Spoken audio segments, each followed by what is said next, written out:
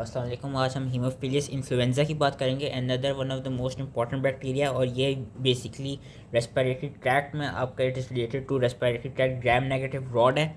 And ये भी important है। एंड इसमें ये है कि ये सबसे ज़्यादा जो इन्वेसिव डिजीज़ कराता था, या सबसे जो एक तरफ से इंपॉर्टेंट जो डिजीज़ कराता था, ये मेनिंजाइटिस कराते थे बच्चों में। लेकिन अब उसके खिलाफ वो बन गई है, वैक्सीन बन गई है, जिसमें उसी का कैप्सूलर एंटीजन यूज़ होता है। इसलिए अब ये आजकल मेनिंजाइटिस नहीं कराता। लेकिन ये कौन कौन से डिजीज़ करा सकता है, या कौन कौन से इन्फेक्शन, अपर रेस्पिरेटरी इन्फेक्शन करा सकता है। ये otitis media, sinusitis, conjunctivitis, epiglottitis और सेप्सिस कराते हैं बच्चों में। और वो एडल्ट जिनको COPD हो या क्रॉनिक ऑब्स्ट्रक्टिव लंग डिजीज़ हुई हो, उनमें ये न्यूमोनिया कराता है।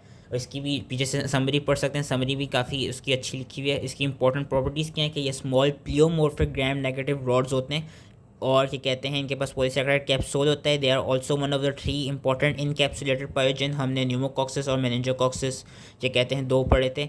इनकी 6 सीरोटाइप्स होती हैं, जिनमें से जो टाइप बी है वो सबसे इंपॉर्टेंट है, क्योंकि जो टाइप बी होती थी वही मेनिंजाइटिस कॉज कराती थी। इसमें बेसिकली ये देखा गया है कि जो टाइप बी कैप्सूल है उसके पास पॉलीराइबिटॉल फॉस्फेट होता है। और जो अनइनकैप्सुलेटेड स्ट्रेन्स होते हैं वो क्या करा सकते हैं, वो आपके मिकोजल डिजीज़ कराते हैं, जिस तरह साइनसाइटिस हो गई और ओटाइटिस मीडिया हो गया। लेकिन ये ज़्यादातर नॉन इन्वेसिव होते हैं। और इसको जब भी हमने ग्रो करना हो लेबॉर्ट्री में, तो हमें हमेशा अपनी मीडियम में 2 कंपोनेंट्स रखने होंगे, जिसके साथ जो जो ये बेसिकली रिक्वायर करते हैं ग्रोथ के लिए। एक तो फैक्टर 10 विच इज़ हीम, और एक फैक्टर 5 विच इज़ NAD। अगर ये दोनों नहीं होंगे तो फिर आपका हीमोफिलियस इन्फ्लुएंजा ग्रो नहीं करेगा। अब इसकी पैथोजेनेसिस क्या है कि ये सिर्फ ह्यूमन से ही आपका वो हो सकता है, ह्यूमन से ही सिर्फ ट्रांसमिट हो सकता है। इसका एनिमल रिजर्वोयर नहीं है। और ये इनहेलेशन और एयरबोर्न ड्रॉपलेट्स के थ्रू एंटर होता है रेस्पिरेटरी ट्रैक्ट में। और ये कराता क्या है, ये बेसिकली IgA प्रोटीज सेक्रेट करता है। IgA प्रोटीज जब सेक्रेट करता है तो उसकी वजह से होता है क्या है कि ये आराम से रेस्पिरेटरी म्यूकोजा में जाके अटैच कर सकता है। और ये करता क्या है कि ये आपकी ब्लड स्ट्रीम में भी एंटर हो सकता है। और जब ब्लड स्ट्रीम में एंटर हो जाता है तो फिर वहाँ से ही मेनिंजीज में स्प्रेड करता है। और जो मेनिंजाइटिस होता था वो ज़्यादातर जो इनकैप्सुलेटेड स्ट्रेन्स होते थे वो आपके मेनिंजाइटिस कराते थे। और इसकी अब जो वो वैक्सीन इसके खिलाफ बन गई, वैक्सीन में क्या होता है, वही जो टाइप बी कराती थी इस मेनिंजाइटिस, अब वैक्सीन के अंदर वही टाइप बी पॉलीसैकेराइड होता है जो कि एज इम्यूनिजन यूज़ होता है। इसकी विरुलेंस फैक्टर क्या है, तो वही इसका कैप्सूल है, दूसरा एंडोटॉक्सिन है। इसके अंदर कोई एक्सोटॉक्सिन नहीं देखा गया है।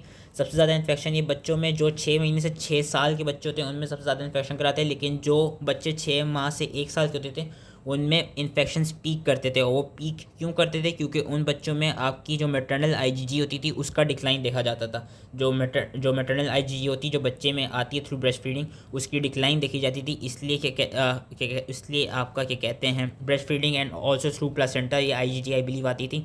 तो इसलिए जो 6 मंथ से 1 ईयर के बच्चे होते हैं उनमें IgG डिक्लाइन करने लग जाती है। तो इसलिए उन बच्चों में ज़्यादा से ज़्यादा क्या कहते हैं हमें इन्फेक्शन मिलते थे।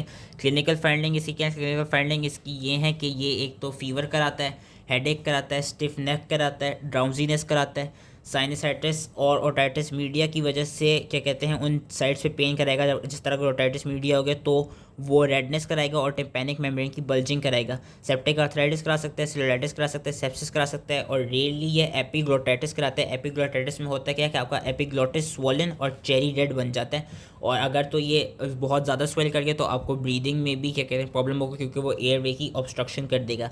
इसकी लैब डायग्नोसिस क्या है, लैब डायग्नोसिस ये है कि ये चॉकलेट एगार में, अगर चॉकलेट एगार में हम ये दोनों फैक्टर 10 और फैक्टर 5 डालें तो चॉकलेट एगार में हमें इसकी ग्रोथ नज़र आएगी। और इसकी ट्रीटमेंट कैसे होती है, इसकी ट्रीटमेंट के लिए सेफ्ट्राइक्सोन देखी जाती है, क्योंकि ये देखा गया था कि अगर हम इसको एम्पिसिलिन देंगे, एम्पिसिलिन के खिलाफ इसकी काफ़ी रेजिस्टेंस स्ट्रेंड्स आ गई थी, तो सेफ्ट्राइक्सोन देखा जाता है। सेफ्ट्राइक्सोन is effective against it. And also जो अपर रेस्पिरेटरी ट्रैक्ट इन्फेक्शन होते हैं वो एमोक्सिसिलिन, क्लेवुलिनेट या ट्राइमेथोप्रिन सल्फामेथाक्सोजोल से भी ट्रीट किए जा सकते हैं। मैंने ट्राइमेथोप्रिन सल्फामेथाक्सोजोल याद रखा हुआ है कि ये ओटाइटिस मीडिया और साइनसाइटिस को ट्रीट करने के लिए दिए जा सकते हैं। प्रिवेंशन ऐसी कैसे होती है, प्रिवेंशन के लिए हमें पता है कि वैक्सीन है। वैक्सीन में क्या है, वैक्सीन में बेसिकली वो टाइप बी कैप्सूलर पॉलीसैकेराइड है जो कि कॉन्जुगेट किया गया है डिप्थीरिया टॉक्सोइड के साथ। और ये दिया कब जाता है, ये दिया जाता है between the ages of 2 and 15 months, क्योंकि इस वक्त ये सबसे ज़्यादा इफेक्टिव होती है। तो that was it related to haemophilus influenzae. I hope easily समझ में आ गया हो, एंड थैंक यू।